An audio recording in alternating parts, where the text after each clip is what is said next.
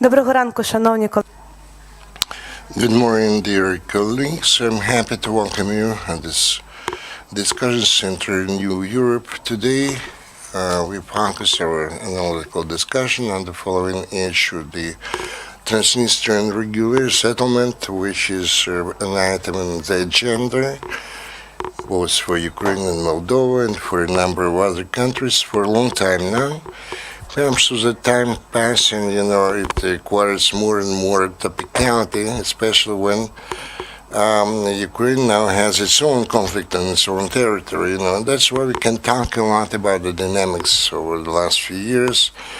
Last week, for example, in Ukraine, the Prime Minister of Moldova visited Ukraine. There were a lot of very interesting statements, including those related to the Transnistrian settlement. I would like to introduce to you today our respected speakers who represent analytical position of this Center in Europe. Leonid, Litra, our new employee, and those who represent the official standpoints of Ukraine and Moldova. Mr. Ruslan Bolbochan, extraordinary plenipotentiary ambassador of Moldova to Ukraine, Mr. Viktor, Kryzhanivskyi, special envoy of Ukraine on the issues of Transnistria settlement. Also, Irina Fris will join us a bit later, the MP of Ukraine, a member of the committee on the issues of national security and defense. Now I'd like to give the floor to Mr. Leonid Litra, who is going to offer to your attention a very short analytical report regarding the means of Transnistria settlement, how we can avoid actual such conflicts. Thank you. Can you hear us? Perhaps I'll switch to the Russian language. It's easier for me to speak Russian than Ukrainian. In fact, we actually plan to gather together here and to talk about Transnistrian conflict because this is important not only for Moldova but also for Ukraine. Why it is important specifically now? Because Transnistrian conflict is a tool of influence on Moldova, and I believe this is also the tool of influence on Ukraine. And how this conflict is going to be settled is not going to be resolved, let's say, quickly, but there are no prerequisites for that. But there are certain processes which are going to impact not only Moldova, but also Ukraine. And should this decision, immediately conclusion, if this decision or this kind of resolution will be a kind of convenient or will follow the scenario of Russia, it will be detrimental not only for Moldova but also for Ukraine. That's what the issue is. What has changed since 2014, since the moment of the Russian aggression against Ukraine? What were those changes for the Transnistrian conflict? Just a few items. First off, we should pay attention to the following. That the relations between Ukraine and Moldova, generally speaking, on the whole, specifically if we are talking about the Transnistrian issue, they have improved. I mean, those relations and the practical, let's say, aspect of that, of cooperation. Especially, I would like to mention here the joint border control. And this is a very important component because it was preceded by the very lengthy negotiations. It became possible. I mean, only last year they opened the first cross-border, let's say, post in Kuchergan. And if I'm not mistaken, last week the President of Ukraine signed the law, ratified the new agreement, which enables us to launch similar models of the joint control along the whole frontier between Ukraine and Moldova, including the Transnistrian perimeter. Why it is important? Because this means monitoring migration, and it also promotes the business because the business from the Transnistrian region had to go to Chisinau to take care of all the necessary papers. Now they can do that at the joint border control post or point instead of, let's say, going through another bureaucratic process. Of course, this actually promotes the implementation of DCFTA, especially its economic part, and also it actually adds to the strengthening of security, because today Moldova knows who enters and who leaves the country. This is very important. In the Russell administration, they look at it as a blockade, and they declare this, and they actually consider this to be a blockade. And when last week they ratified the law, this agreement, and Russell stated that that was the last step in implementing of this blockade. We do not perceive this this way. We perceive that as actually ensuring control along the border and further improvement of the conditions in order to make this border just not only border, meaning that people or the citizens of both countries will have an opportunity to freely move between the countries, and each country has necessary means of control over this process. Another point, the changes in the so-called Russell administration, since until recently,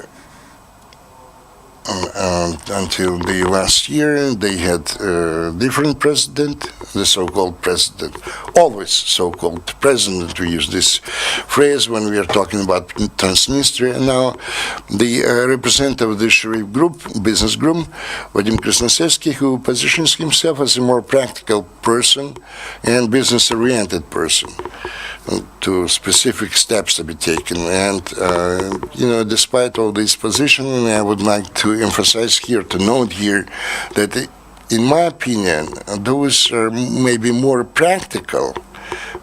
However, anyway, all their actions take place within the boundaries of the red lines drawn by Moscow. That's why we should not expect some kind of breakthroughs, breakthrough in this regard. Number three, we had a very active discussion, also in Kiev, especially in the diplomatic circle. I met some of the diplomats of the Western embassies. They always ask me what happened in the end of last year when the several protocols were signed between Chisinau and Tiraspol. And those protocols which were signed were targeted at the specific things, including the recognition of, let's say, the higher school certificates or diplomas issued in Transnistria region, or access of the people to their plots of land, or areas of land which are within the territories controlled by the Russell administration, the interconnection of telephone lines, etc., etc. Of course, those were the interests of the Republic of Moldova, in the interest of the Republic of Moldova to help their citizens. At the same time, there were some kind of the mixed impressions regarding those protocols, because part of the citizens or the population regard those signed protocols as kind of the concessions on the part of the Chisinau authorities in the negotiation process first of all, with the Russian Federation, and of course with the Russell administration as well. What else was surprising of late? That's in this region since 2014. The military exercise regular military exercise take place, but they were always in that region. But since the year 2014, they changed their format, because participating in those exercises where the group of the boys, which is GOTR, illegal troops, Russian troops, which are stationed on the territory of Moldova, and they participate in those exercises together with the so-called Transnistrian troops, and what all actions which take place there, of course, they give kind of the impetus, or they launch, not these threats actually, but they trigger some thoughts. Why such military exercises? Generally speaking, on the other hand, they strengthen the status of Russia as the party in this conflict.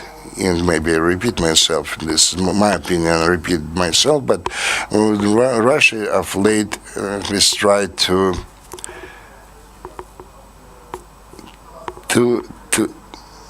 they try to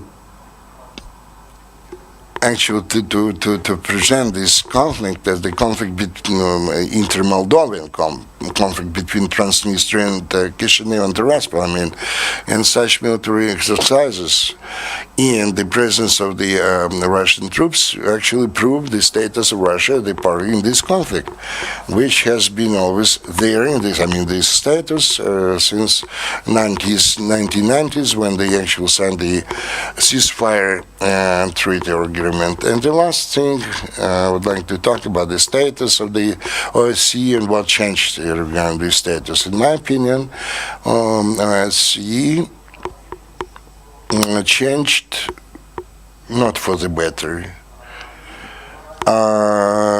in Chisinau, because if previously the military exercises took place even with the participation of the so-called Transnistrian troops without Russian troops, OSCE respond to that to some extent. But now, when the Russian troops are involved in those exercises, OSCE, at least officially, did not respond to that. And I believe this is a step back.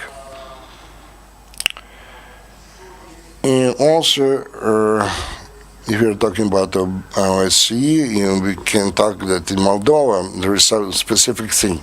If you look at this mission and their mandate, you can see that the major objective of that mission, the main mandate of that mission is to promote resolution or the settlement of this conflict and preserve the, let's say, integrity of the Republic of Moldova, etc., and sovereignty. And I believe that what is being done now by the OSCE mission Moldova, their actions not always correspond to this major objective. As one of the diplomats told me in Kiev, he said that, and it seems to me that if something like that happened in Ukraine, the mission would be actually shut down or closed immediately the next day.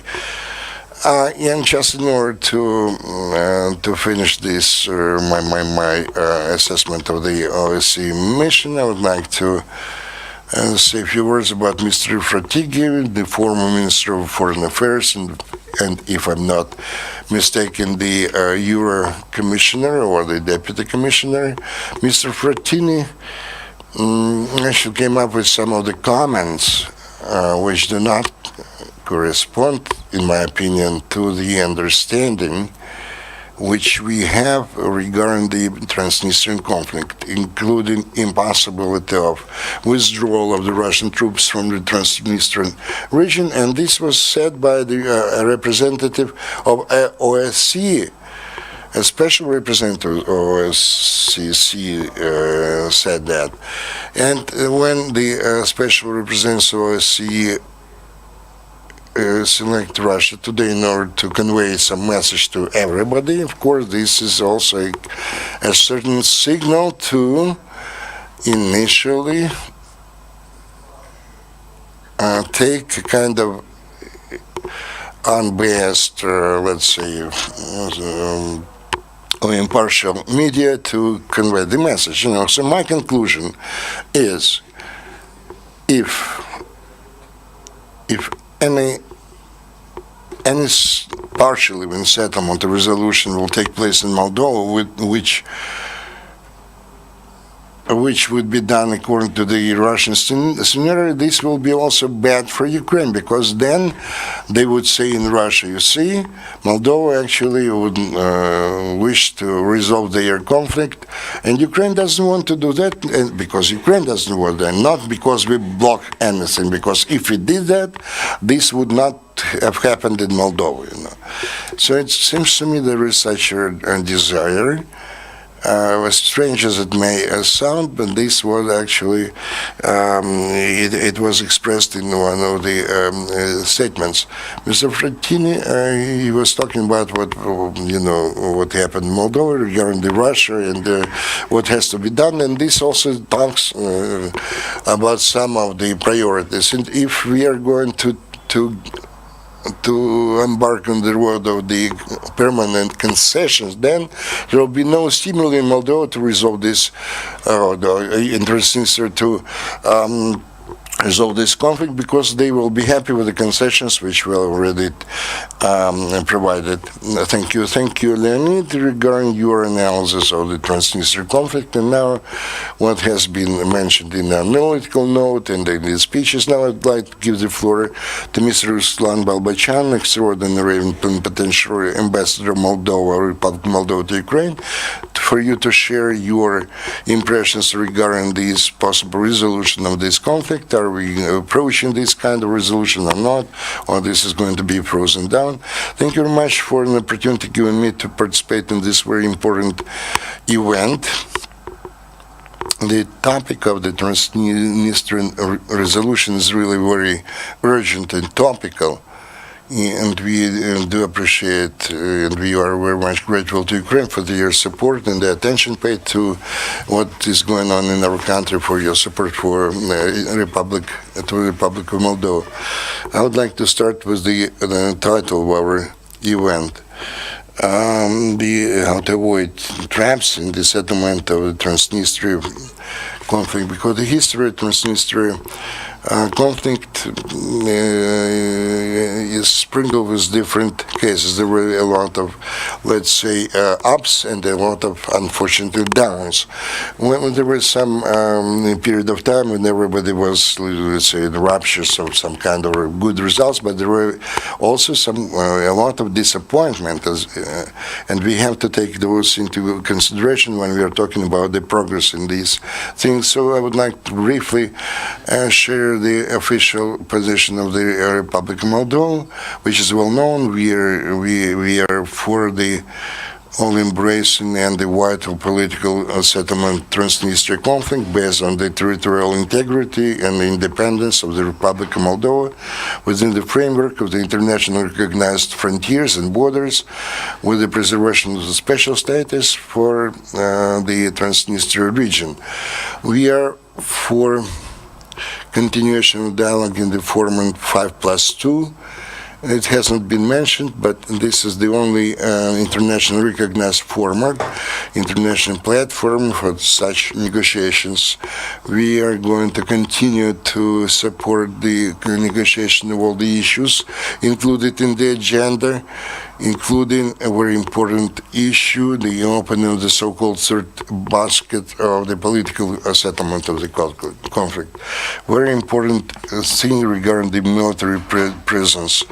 We are for transformation of the peacekeeping mission with the international mandate. We are for the complete withdrawal of the Russian troops from the territory of the Republic of Moldova and actually carrying away all the ammunition from the territory of Moldova. And this voice of ours, we voiced that at all the platforms. We would like to continue the negotiation between the two parties on the level of the official representatives and at the level of the working expert groups.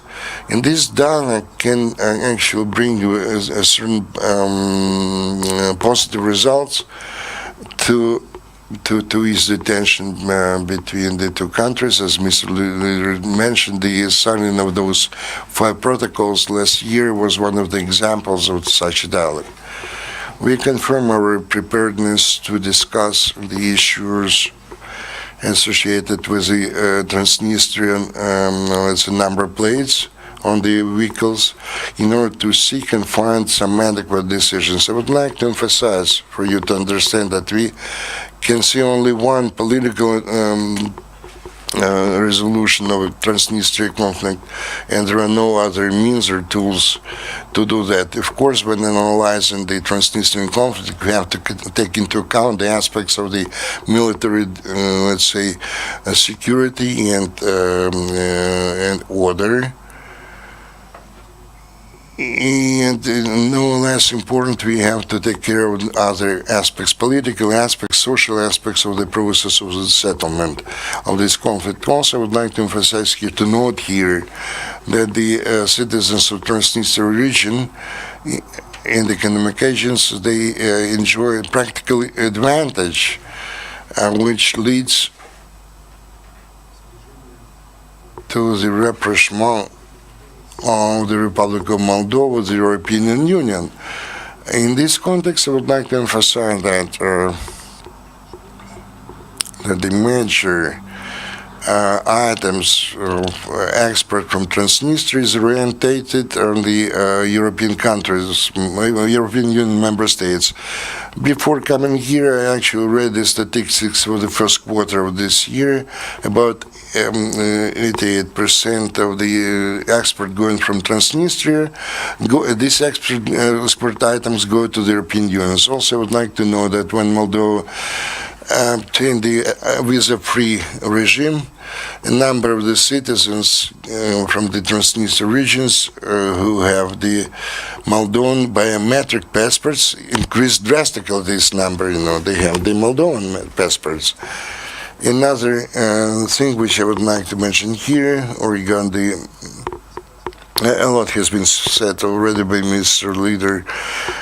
This Litra, despite some of the miscalculations or some of the disagreement on the part of some of the observers, we regard the contribution of the CE mission in the process of the settlement. I would like to know that some of the controversial announcements or the statements done by some of the representatives didn't go past our attention. We had a lot of opportunities to talk with the reps of this mission, and we hope that our concerns were properly, perceived.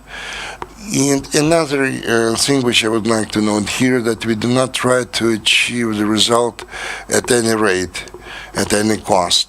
That's why the negotiation process, in our opinion, actually gradually, step by step, but it moves ahead, and we try to so that all those results be beneficial to the citizens of both countries. So the Chisinau tries to unite the country based on the vital model of the statehood and based on the balanced system of distribution of the authority. That means that the Transnistrian region must have a special status, as I mentioned before, within the Republic of Moldova. To some extent, we are far away from this, from achieving this, but we shouldn't forget that after many years of division, the step forward toward the political settlement of this conflict have to prepare the citizens of both regions, and that's why the signing of those 5 protocols, the settlement, the agreement with the telephone communication, open another bridge for to ease the movement of citizens of both countries. Then the transition of the Moldovan schools to the Latin alphabet, then open new areas and the access to those very important issues which people actually have to deal with on a daily basis. This is very important. In this stage, we are on the road towards implementation of those 5 protocols. I would like to specifically emphasize the role of Ukraine in the settlement of Transnistria conflict. We would like to express our gratitude to Ukraine for supporting all our efforts to settle or resolve the Transnistrian conflict. I would like to especially thank Mr. Kryzhanivskyi, Special Envoy of Ukraine, person who dedicated a lot of years to resolving this problem since 2010. Thank you very much for your active position. We know that of late you visited Chisinau many times. You're actively involved in this specific process. Also, I would like to, as has been mentioned before, to emphasize the very high-level political dialogue between our countries and the results we have. The results of the recent visit of the Prime Minister of the Republic of Moldova, Pavel Filipa, to Ukraine. We had a very good meetings, very good agreements we achieved. As Minister Litra mentioned before, the President of Ukraine signed the law regarding the ratification of the new law on the joint border control. This is very important treaty or agreement which will enable us to move forward in this direction, and this will be beneficial for both countries, and I'm positive on that. And I would like to confirm our preparedness to move further along the road of strengthening the security. Speaking about Transnistrian section of the border, I would like to thank the Ukrainian government for the approach to the issue of demarcation of the state frontier. Here we have Sergei Pereshkov, former ambassador of Ukraine to the Republic of Moldova, the person with whom we very fruitfully and closely cooperated in the very beginning of the process of demarcation of Transnistrian section of the border. And practically we already reached the final lap of this process, which is very important.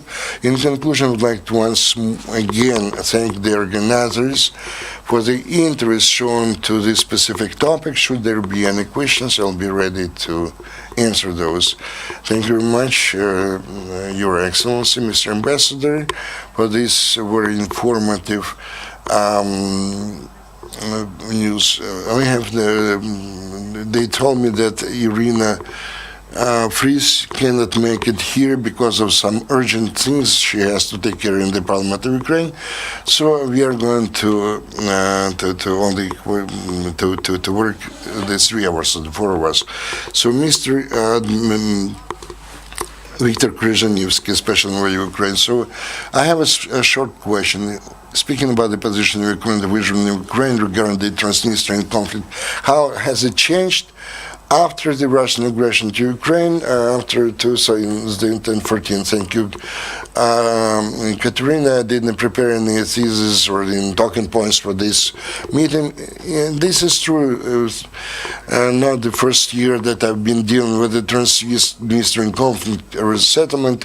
I'm very well aware of this topic. Those are the problems which I deal with much pleasure. Actually, I have a lot of information regarding this, and I know that we are very much limited in time today, and I'm not sure how much I can tell you. And maybe the questions will help me to orientate myself. But to start with, I would like to concentrate on some of the aspects of my work. First of all, I would like to thank you, Kateryna, for the invitation extended to me to participate in this event. It's my pleasure to be part of this function, because this topic for Ukraine today is very urgent topic. We'll take into consideration the Russian aggression against Ukraine, the occupation of some of our territories, as you know, in Minsk. Very, very complex and difficult negotiations continue regarding the settlement of this conflict. And taking into consideration 6 years of my diplomatic work, I know that the international organizations, they look at the existing experience of settlement of similar conflicts in order to extrapolate this experience to new conflicts. And that's why what we are doing today, I'm talking about Ukraine now, other players in Transnistria, in Moldova, all this is taken into consideration by international institutions. And of course, when when we can come down to the regulation on the settlement conflict between Ukraine and Russia, all the tools and instruments which are used to do the same between Transnistria and the Republic of Moldova, this will be used by the reps of the UN, OSCE, and other international institutions. So we have to be very careful and resolute at the same time in what we are doing. Over the years, I've been dealing with this, and I started to do something about those issues in 2008, 2010. Then I worked as the ambassador in Estonia, and then they asked me to come back and to start to deal with the same problem. After that, over all those years, and I would like to say that the position of Ukraine will remain the same. The fastest possible settlement of the Transnistrian conflict with the preservation of the territorial integrity and independence of the Republic of Moldova. This mandate was given to me by the President Poroshenko, and there could be no compromises regarding this. Of course, we're trying to make some steps or take some steps to accelerate this settlement process. Maybe to some extent those steps associated with some compromises, but all our basic standpoints remain, let's say, the same. If we compare the situation with the situation back in 2008, 2010, over the last half a year, 6 months, which I deal with the Transnistria problem, not a lot has changed. But the negotiators dealing with the technical issues most of all. Of course, they are very important, especially for the population residing on both sides of the Dniester River. These are the daily problems they encounter every day, and we have to resolve those. And we are doing something about that. And the end of the last year proved that the parties are prepared to do something about that in order to meet the requirements of the local population and actually not to create new barriers on this road. This is good. On the other hand, I cannot see any steps which I believe, or which Chisinau believes, or Ukraine believes to be the priorities. I mean, the settlement of the conflict per se, and return Transnistrian region into the borders of the unified Republic of Moldova. So and if we're talking about the third basket, the further movement ahead, what we call the third basket of the settlement of this conflict.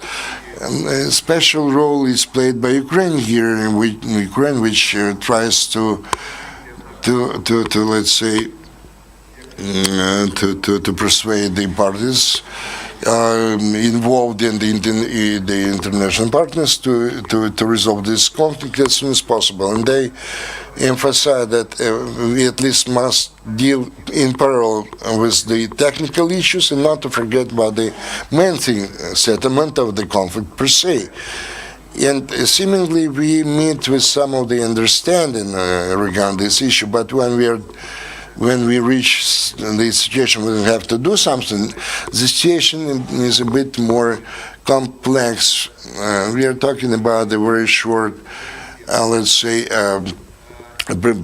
presiding of this or another country, presidency of this or another country in OSCE. So they have to report in the end of the year to find the positive things during their presidency. And they stick mostly to something which is easy to do, more or less easy, conventionally speaking. And under such a situation, there is no time to deal with some political settlement, because this is the most complex or most difficult thing to do, how to return Transnistria region in the composition of the Republic of Moldova. And this is the biggest factor is the position of the Russian Federation, which is, of course, is not prepared, and nobody knows when they will be prepared to settle this conflict, because for them preservation of any conflict on the in the post-Soviet space is another factor to preserve their influence exerted on the new states which were formed on the territory of the former USSR. There are a lot of other things, of course. In my position, I cannot say everything here. I can disclose all the information. My friend, Moldovan ambassador, is listening to what I'm saying. In Tiraspol, they are listening to that. I cannot voice all the things here, but I would like to reconfirm once again that Ukraine will try this year too, that we are going to insist to come back to the political settlement. I had a telephone talk with the Mr. Frattini. This is a specific person, but we have to work with him. He plans his visit to Kyiv. We are going to have meetings with him here. Last week I visited in Brussels, the European Commissions. Also, I reconfirmed our position in Ukraine. So nobody, theoretical or technical speaking, is against this political resolution, but we're a settlement because this is logical. We are dealing with the settlement of the conflict. We are not going to say who has to use which language in the education realm, let's say. But my forecast this year will not be an easy one, taking into consideration Mr. Frattini has his own approaches or ideas, at least during this stage, and according to his interview, we can judge that his position is more pro-Russian. We have to work with him regarding this specific aspect. But since he's a diplomat, maybe he will understand after the meetings in Moldova and here in Kyiv, and Mr. Frattini will understand our position better. It would not be difficult for him to slightly reorientate himself so that we have, by the end of the year, some kind of success. What I didn't mention. You asked me. Actually, you answered my question. I asked you about the changes in the position of Ukraine. No, the position of Ukraine is not going to be changed. In May, we plan to meet within the format of 5+2. My colleagues mentioned that this format should be supported. We have to continue such meetings, but everybody emphasizes that to have not only the meetings for the sake of the meetings, but they have to produce some results. And if you're talking about some technical problems resolution, and this is regarded as a certain success, then I believe in the end of May we'll have an opportunity to meet again and to talk again about those things which are in the agenda of our active negotiations today.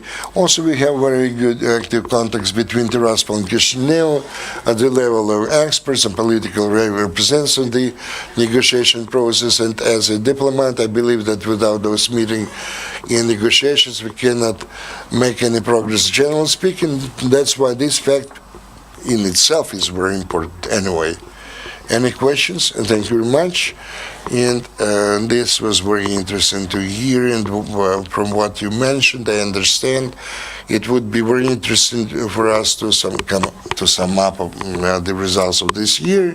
In the end of the year, in my opinion, we live through the situation when one of the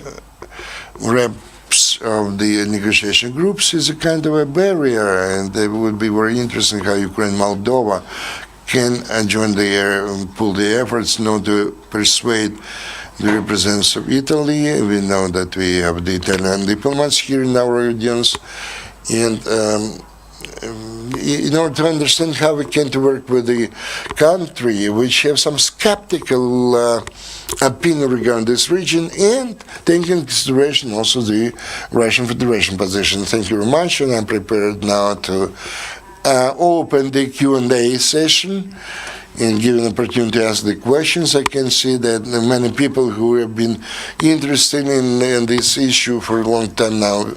Bogdan Kostyuk, Radio Liberty. My question is addressed to His Excellency, Mr. Ambassador, and Mr. Kryzhanivskyi.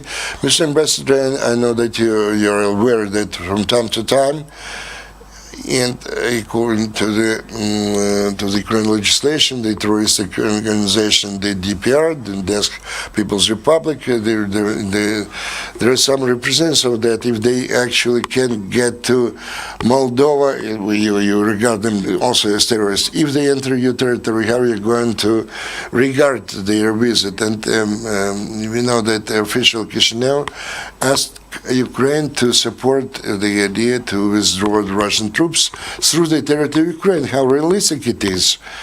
I mean, how can it be done? Because we understand what we are talking about now. Thank you. Thank you, Bogdan. Maybe we can listen to some more questions. Anton Mikhnenko. Good morning, President Mikhnenko. I have two questions to His Excellency, Mr. Ambassador, to Mr. Litra. Regarding the parliamentary elections in November this year, the course of Moldova is going to be changed after those elections or not? Will Moldova remain the country which strives to be part of the European values and European integration? And the second question regarding this militarized nature, we can see the increase in the number for the military exercise associated with this kind of education.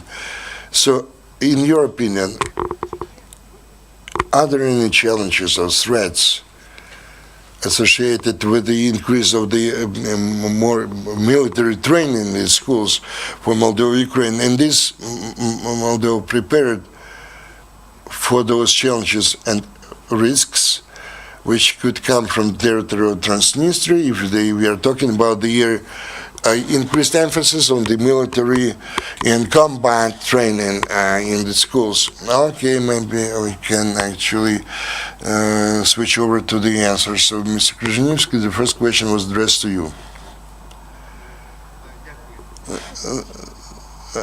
Thank you. Speaking about the withdrawal of Russian troops from territory of Transnistria, I would like to tell you in 1999 I visited Istanbul when they were preparing the issue of withdrawal of the Russian troops from Transnistria.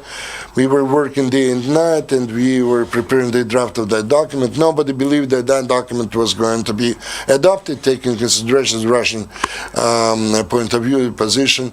We did not sleep a wink during the night. I was younger, but when Yeltsin anyway agreed to accept that document, that was general document, the decision of the Istanbul summit. One of the items was withdrawal of the Russian troops. Everybody were, actually very much animated because we were happy that we brought to the logical end one of the most important issues. We did not believe it to the very end. I was one who did not believe that this will be brought to the logical resolution or settlement. And when we were talking about the withdrawal of the Russian troops from the territory of Ukraine, so one of the things was the position of Ukraine regarding this using our railroads or the airspace to withdraw the Russian troops. Then we gave our agreement, and the then President of Ukraine, Mr. Kuchma, who was present at this Istanbul summit, actually confirmed that. So that issue we already worked in the past, and there is nothing new. Of course, we would agree to use our territory for this withdrawal, because our position that the Russian troops have to be withdrawn from the territory of Transnistria, and long ago should have taken place. Actually, yesterday I wrote in Twitter that Rogozin, not myself, but Rogozin wrote in his Twitter that they were not going to do that because this would destabilize the situation around this conflict. Also, in the State Duma, in their parliament, they say that the situation in Ukraine is unstable, how we can actually carry the ammunition through this territory. Those statements are kind of associated to people who can call mental cases, So they are going to stick to anything and try to find some new elements which would prevent this kind of withdrawal. Our position, I repeat myself, is the same. We are going to ensure absolutely easy and a very easy withdrawal for the Russian troops from our territories if the Russia agrees to that. Mr. Ambassador, as regards the Russian military presence, I immediately actually voiced our official position regarding the withdrawal of those troops according to the international commitments undertaken before that. As regards the military exercises, of course, this is one of our concerns, and we also talk about this with our partners in different international platforms. According to some of the data, about 300 military exercises took place last year, which actually is gives us a lot of concerns, and you know that we are for the withdrawal of the foreign troops from our territory. Your second question regarding the parliamentary elections and the results of those elections and whether Moldova is going to adhere to its course of European integration. European integration is the main actually vector in the foreign policy of Moldova. This is remodernization of our country and embarking upon the road of the European development. I would like to hope that this vector is going to become unchanged. And a lot has been done along those lines. And here our country is actually moving in the same direction. And this direction is very important, the mutual support, mutual understanding in this specific issue as well. Coordination also takes place between Ukraine and Moldova as the results of the elections is very difficult to forecast. We are talking about the choice of the people of the Republic of Moldova. And I dare say that this vector will be unchanged if you're talking about the Republic of Moldova, even after the elections. As regards the instructors from the Transnistria, the only thing which I can tell that there is, of late, as I mentioned before, we reached a very high level of dialogue between the Republic of Moldova and Ukraine, which promotes very close cooperation and interdepartmental cooperation. We are talking about the representatives of the border guards and the customs service and special agencies of our countries. And there is no secrets, and those so-called instructors were detained on the territory of the Chisinau airport and other places, And this is all I can say today. Thank you. Mr. Litra, speaking about the elections, if you're asking my opinion, I would like to say that we are blessed that Moldova is still in the list of those countries where it's very difficult to forecast or foresee the results of the future elections, which I believe to be a positive thing. I can say to which extent Moldova is going to remain a pro-European country. I can feel this kind of wish or desire, at least declaratively. They declare about that. I believe that those who now stick to a different opinion regarding the European integration, it would not be easy for them if they come to the power. They become the next authorities in Moldova. It would not be easy to change the main vector of Moldova. We are talking about the trade agreement between Moldova and European Union. If I'm not mistaken, 65% level they reached. This shows the obvious priorities of the Republic of Moldova. I believe that it would be very difficult to change this situation. You can declare anything, but such dangerous ideas as a cancellation of the association agreement idea, there was some declaration of the President of Moldova. I believe that those were done more for the domestic ears, so to say. As regards the military exercises, maybe put it very mildly, of course, the situation is much more serious because the number is huge. This number one. Number two, it creates a very dangerous situation. You can just imagine that the military exercises between the Transnistrian troops and the Russian troops, which are stationed there illegally. And if this is going to grow into something more, well, I'm not talking about any conflict, but this can lead to some aggravation of the tension. And how the peacekeeping forces have to respond to that, which actually consists mostly of the Transnistrian troops and the Russian troops. There are some representatives of Moldova, but it's very difficult for me to imagine the scenario when the Russian peacekeepers will try to restrict the Russian troops in their desire to be involved in some of the military exercises. And that's why the calls for some kind of the international mission, transformation international mission, the change in format is obvious for everybody, but for those whose interests are different. With your permission, I would like to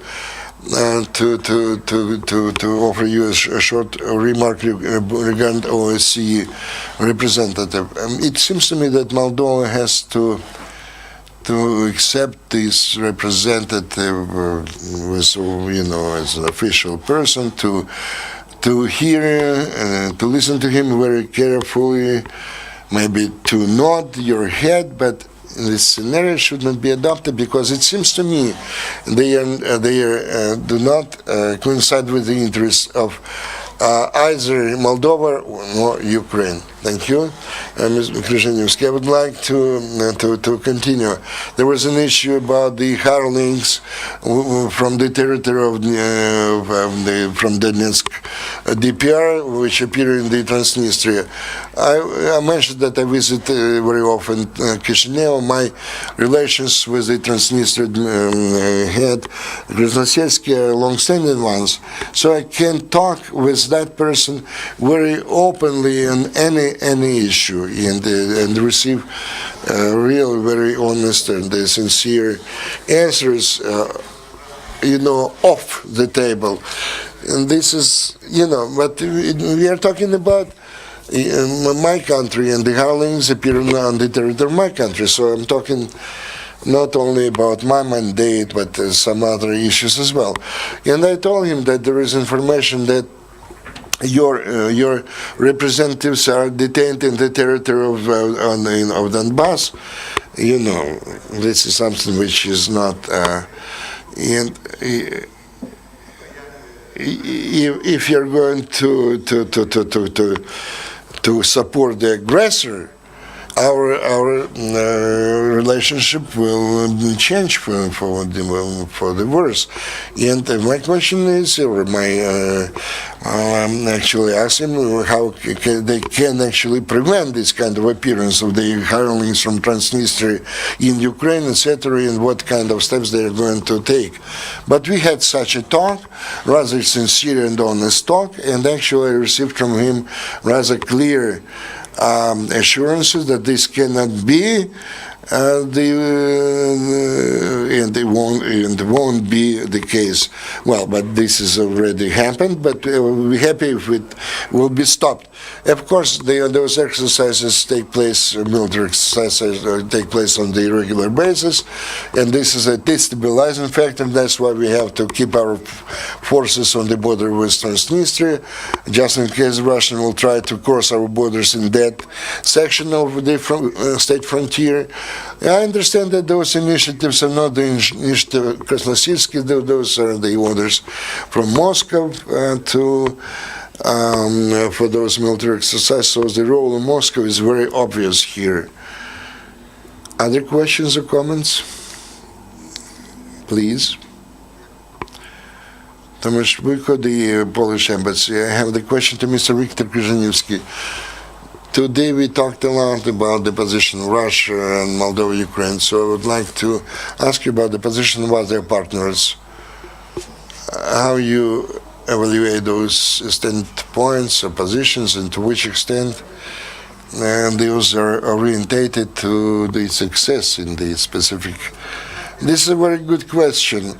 Of course, since I'm one of those, and all of us, we are members of, conventionally speaking, one and the same team, of course, we have different interests, we have different stands or positions in our outlook for the future. But we work together, and to give assessment to my colleagues, this would not very good of my part to do that for the known reasons. We try to find compromises, and we try to do everything in order to those discrepancies which we have in our positions not to influence too much the general position.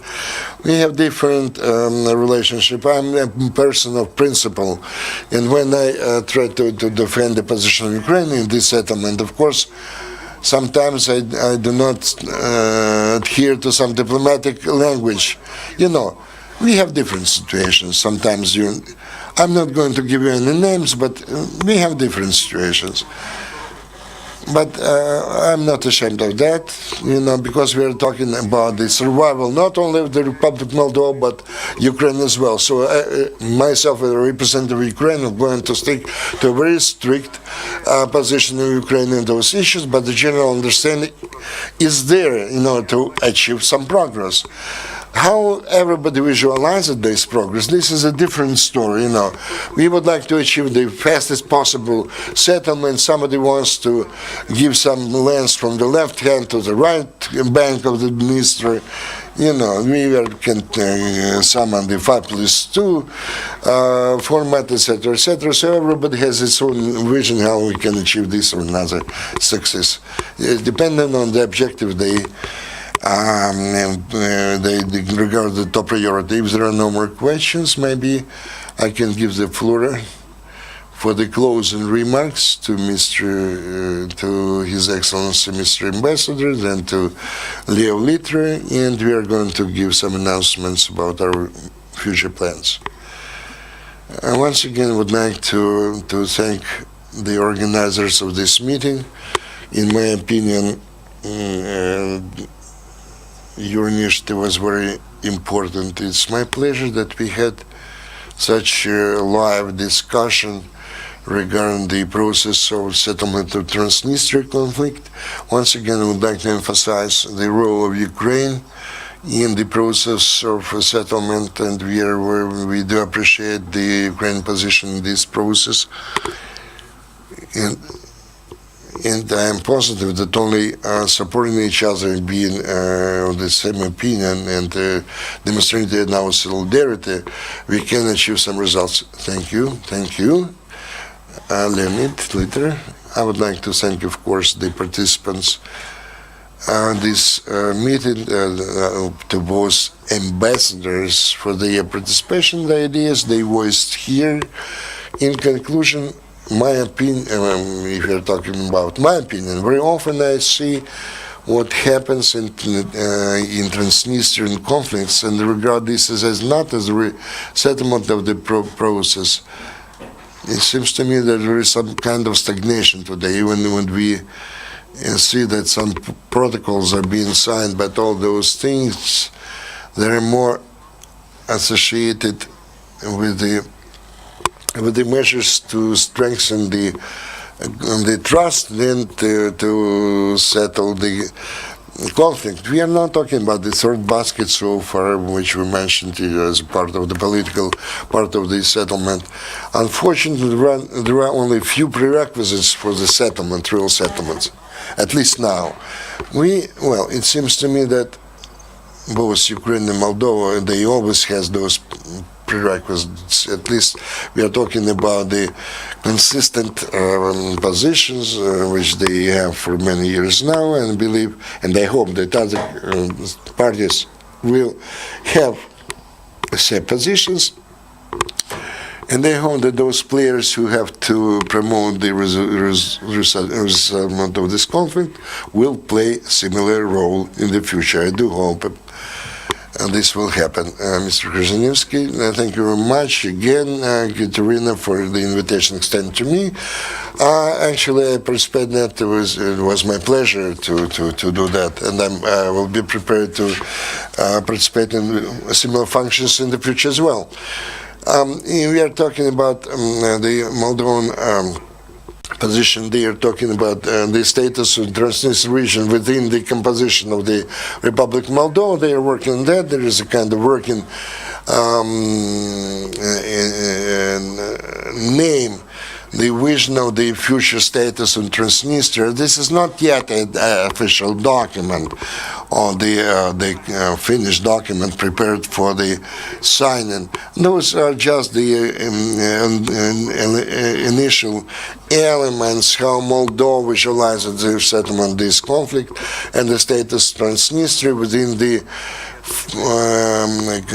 framework of the unified country. I believe this work will be, the preparation of this document will be finished this year.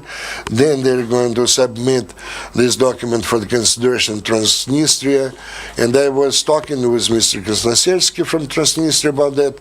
As soon as they receive this document, they will be prepared to consider that. And this is again the step forward, because previously we could not even say that they were prepared to consider any kind of document, this kind, This proves we have some already progress in this step forward in this regard. So we believe that those certain proposals will be prepared, that they will be sent to the representatives of the Transnistrian administration. And I'm very careful in talking about that, but I really believe that by the end of this year there will be some transformations reached. Thanks again to your excellencies and for your participation in our function, but the numerous hints that you cannot reveal all the information or disclose all the information and the role of the Central New Europe. We have to tell you that in a week from now exactly we are going to have a discussion regarding the experience of interaction with the territories of uncontrolled territories in Georgia, in Moldova, in Ukraine, which we are going to help together with Current Europe. And I invite all those present here to participate in that function as well. We'll be happy to see you there. We would like to continue this and to maybe to compare that. We mentioned that Moldova is very important for Ukraine. I mean the resettlement of that conflict on its territory. And we can say that this process of small steps has continued for almost a quarter of a century. And this is important for Ukraine, so I would like to, we're going to provide more detailed information later about that event in a week from now. So thanks once again, and see you again next time. Thank you.